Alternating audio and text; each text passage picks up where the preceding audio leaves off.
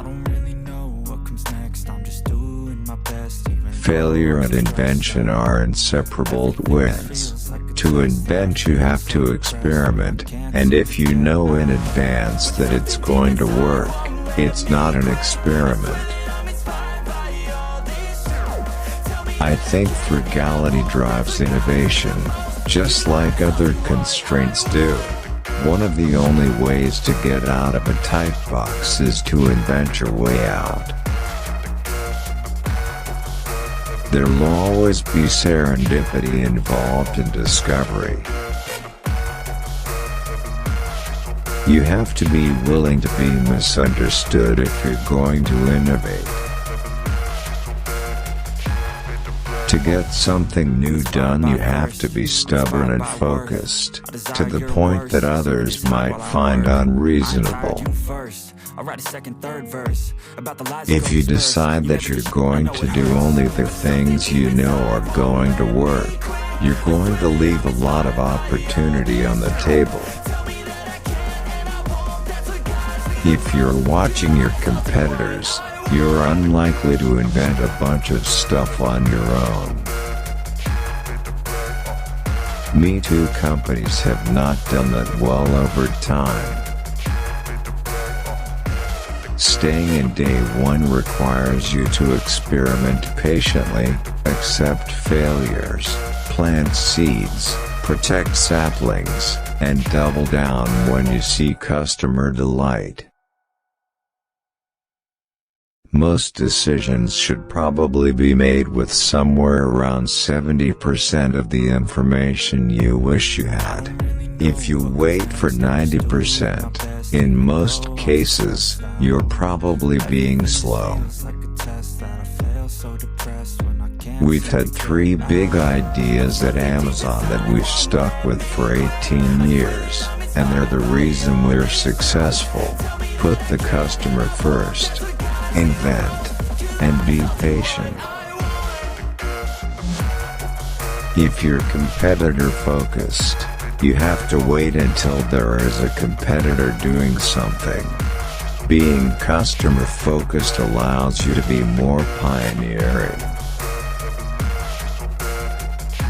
You can have the best technology, you can have the best business model, but if the storytelling isn't amazing, it won't matter. Nobody will watch. In the old world, you devoted 30% of your time to building a great service and 70% of your time to shouting about it. In the new world, that inverts.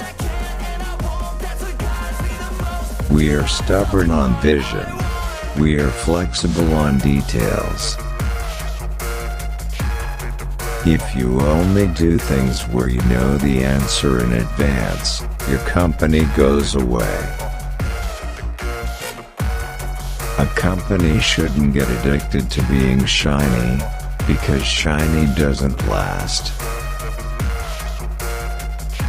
Sometimes we measure things and see that in the short term they actually hurt sales, and we do it anyway. Friends congratulate me after a quarterly earnings announcement and say, "Good job, great quarter." And I'll say, "Thank you, but that quarter was baked 3 years ago." We innovate by starting with the customer and working backwards. That becomes the touchstone for how we invent.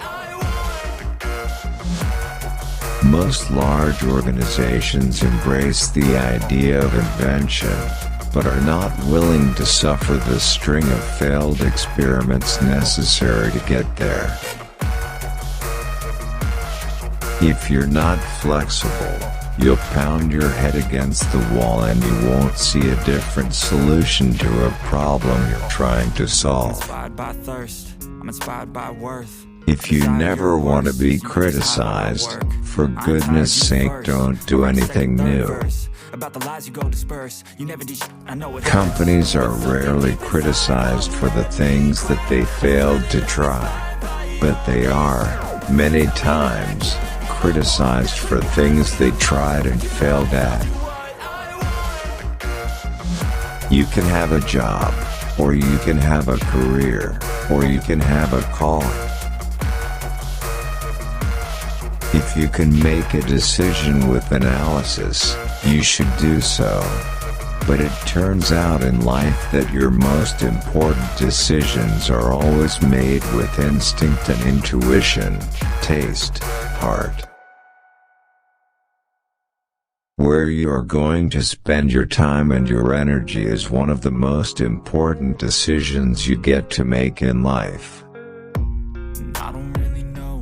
Life's too short to hang out with people who aren't resourceful. In the end, we are our choices. Build yourself a great story.